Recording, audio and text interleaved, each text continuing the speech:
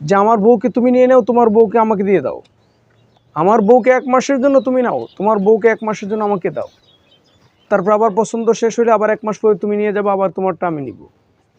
এটা হলো উন্নত রাষ্ট্রগুলোর কনসেপ্ট। আপনি খুঁজে দেখেন, তাদের ওখানে এই বিষয়গুলো কিচ্ছু মনে করা হয় না। আপনি খবরই জানেন না। আপনি কিসের উন্নত জীবনযাপন আপনি চেনাচ্ছেন মুসলমানদেরকে? মুসলমানদের জীবনযাপন অত্যন্ত উন্নত। আপনি যেটাকে উন্নত ভাবতেছেন সেটা অনুন্নত এবং অসভ্যতা, রীতিমতো গর্হিত অন্যায়। এগুলোই তারা করতেছে, এগুলি আমাদের মুসলমানদের মধ্যে তারা দিতে চায়। তারা অশান্তিতে রয়েছে, এই অশান্তিতে মুসলমানদের পোড়াতে চায়। কিন্তু মুসলমানদের সজাগ থাকতে হবে, যেটা ইসলাম পছন্দ করে, ইসলাম এটাকে হারাম, জঘন্যতম অপরাধ মনে করে। কোরআন এবং হাদিসের দৃষ্টিতে দেশ পরিচালনা, রাষ্ট্র পরিচালনা, সমাজ পরিচালনা, পরিবারকে পরিচালনা, এটাকে অনেক মানুষ স্মার্ট মনে করে না। আসলে আপনাকে স্মার্টনেস কি? স্মার্টনেস হলো সবচেয়ে মডার্ন, এবং স্মার্টনেস আধুনিক হলো ইসলাম। ইসলাম সবচেয়ে লেটেস্ট এবং সবচেয়ে গ্রেটেস্ট। মানে ইসলামের চেয়ে সুন্দর, ইসলামের চেয়ে ফ্রেশ, এর চেয়ে স্মার্টনেস আর কোনো কিছু হতে পারে না। ইসলাম একমাত্র ধর্ম যেটা আধুনিক এবং সবচেয়ে উন্নত জীবন চরিত্রকে মানুষের গঠনের ক্ষেত্রে কমপ্লিট কোড অফ লাইফ, একেবারে পরিপূর্ণ জীবন ব্যবস্থা। আমরা জানি যে আমাদের সমাজের কিছু মানুষ রয়েছে, যেই মানুষগুলো উন্নত রাষ্ট্রগুলোকে ফলো করতে চায়, অ্যাপ্লাই করতে চায়। ধরুন আমেরিকা, চীন, রাশিয়া, আরও উন্নত রাষ্ট্রগুলোর দিকে তাদের নজর, ব্রিটেন, যে তারা কত উন্নত জীবন যাপন করতেছে। কিন্তু আপনাকে বলি যে তারা কি ইসলামকে মানে কি না? যদি ইসলামকে না মানে, আমি আপনাকে এক কথায় বলে দিব যে তাদের জীবনযাত্রাটা অবশ্যই উন্নত নয়, একেবারেই অনুন্নত, অসভ্যতা, রীতিমতো অসভ্যতা, মনুষ্যত্বহীন একটা কাজ তারা করে। মানবতা কি বলে, মানবতা বিরোধী কাজ তারা করে। কোরআন এবং হাদিসের দৃষ্টিতে যেটাকে সবচেয়ে উত্তম বলা হয়েছে, এটাই সবচেয়ে উত্তম মানুষের জন্য। আমরা জানি কোরআনে কারিমের মধ্যে আল্লাহ তাআলা বলে দিয়েছেন, লাকাদ কানা লাকুম ফি রাসূলিল্লাহি উসওয়াতুন হাসানাহ। রাসূলুল্লাহ সাল্লাল্লাহু আলাইহি ওয়াসাল্লামের আদর্শ, চরিত্র, ওনার কোয়ালিটি, সবচেয়ে স্পেশাল কোয়ালিটি এবং উত্তম আদর্শ, এটাকেই আমাদেরকে ফলো করতে হবে। এটা যেই রাষ্ট্রে রয়েছে ওটাকে আমরা উন্নত রাষ্ট্র বলতে পারি। ওই পরিবারটাকে, ওই সমাজটাকে, ওই দেশটাকে আমরা উন্নত সোসাইটি বলতে পারি। কেননা যে কোরআন এবং হাদিসে আল্লাহ তাআলা যা বলেছেন, এটা রাসূলুল্লাহ সাল্লাল্লাহু আলাইহি ওয়াসাল্লামের জীবনের হুবহু অনুকরণ, অনুফলন। এজন্য আমাদেরকে রাসূলুল্লাহ সাল্লাল্লাহু আলাইহি ওয়াসাল্লামের জীবন চরিত্রকে উন্নত জীবন চরিত্র এবং মডেল মনে করতে হবে। আপনি দেখেন আজকের পৃথিবীতে আপনি যদি একটু চোখ কান খোলা রাখেন, দেখবেন যে আমেরিকাতে এতটা অসভ্যতা করা হয় যে তারা তাদের হাজব্যান্ড ওয়াইফ রিলেশনশিপের ক্ষেত্রেও তারা মন চাইলেই চেঞ্জ করতে পারে, তার কোনো ফ্রেন্ডের সাথে কিছুদিনের জন্য তারা চেঞ্জেস করতে পারে। তারপরে আপনি ওই রাষ্ট্রগুলোতে দেখবেন যে যাকে পছন্দ তাকে সে বিবাহ বন্ধনে আবদ্ধ না করেই তার সাথে সময় কাটাতে পারে। কিন্তু ইসলাম কি এগুলোকে ভালো বলে? নিশ্চয়ই বলে না। ইসলাম এগুলোকে একেবারে লিগ্যাল রিলেশন বলেছে, এবার একেবারে হারাম রিলেশনশিপ বলেছে, যেটা একেবারে নিষিদ্ধ, অন্যায়, অবৈধ, ইলিগ্যাল রিলেশনশিপ। তাহলে আপনি দেখেন যে এটা ইসলাম যেটাকে অন্যায় বলেছে সেটা অবশ্যই অন্যায়।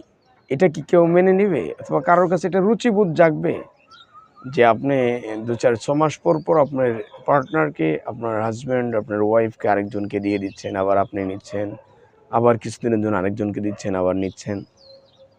রীতিমতো অসভ্যতা এটা। যাকে মন চাইলো তার সাথে আপনি যখন তখন সময় কাটাইলেন। এটা কি হলো বলেন তো? এটা কোনো রিলেশনশিপ হলো না। রিলেশনশিপ কি? যেটা অন্তর থেকে আপনার একজনকে ভালো লাগা, কিন্তু সময় কাটানোর জন্য ভালো লাগা, এটা তো রিলেশনশিপ হয় না। এটা আমরা আজকে যারা উন্নত জীবনযাপনের স্লোগান তোলে, উন্নত রাষ্ট্রের স্লোগান তোলে, তারা আসলে উন্নত, এটার যে মিনিং, এটার যে ডেফিনেশন, এই সংজ্ঞাটাই তারা জানে না যে উন্নত কাকে বলে। তাহলে আমরা যেটাকে মনে করতেছি উন্নত রাষ্ট্রগুলো, যেমন আমেরিকা, চীন, জাপান, লন্ডন থেকে যা আমরা বলতেছি যে যারা ইসলামকে ফলো করতে চায় না, তাদের জীবনযাত্রা অবশ্যই উন্নত নয়। এটা রীতিমতো অসভ্যতা, অনুন্নত একটা জীবনযাত্রা। যারা কোরআন এবং হাদিসের দৃষ্টিতে জীবনযাপন করে তাদেরটাই উন্নত জীবনযাপন। আপনাকে শুধুমাত্র একটা উদাহরণ দেখালাম যে হাজব্যান্ড ওয়াইফ রিলেশনশিপের ক্ষেত্রে আমেরিকা যদি এই কাজগুলো, তাদের ওখানে এটা বহাল এবং রীতিমতো সাংবিধানিকভাবেই এটা চলছে। আরও অনেক কথা, এগুলো আরও বাজে অনেক কাজ তাদের ওখানে হচ্ছে, আমরা সকলেই জানি, কিন্তু এগুলো রীতিমতো অন্যায়।